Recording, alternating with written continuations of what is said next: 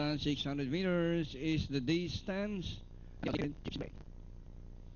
And the race is on. Small Star rushing up lady to go. Anak Papato alongside is the outstanding favorite Gypsy Gray. And under further outside is Duma the Gundong.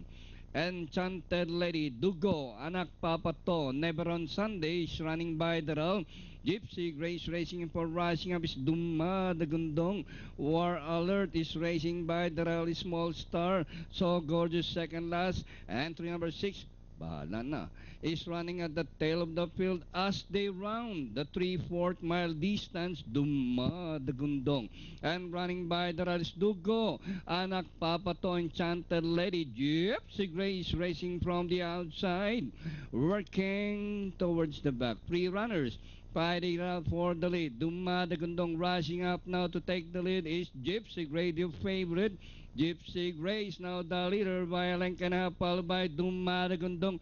War Alert rushing up from the outside. Dugo, Anak Papato is spreading out in for Enchanted Lady.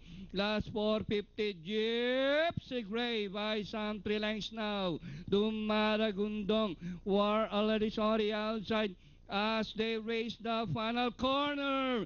Gypsy Gray by some 4 lengths now. War Alert is running on the outside by the release. Duma the Gundong. And nearing the finish line at still Gypsy Gray by some 5 lengths. War Alert, Duma the Gundong. And finally Gypsy Gray. War Alert, Duma the Gundong, So Gorgeous, Enchanted Lady, bahala na. Dugo, Anak Papato, Small Star, and Never on Sunday.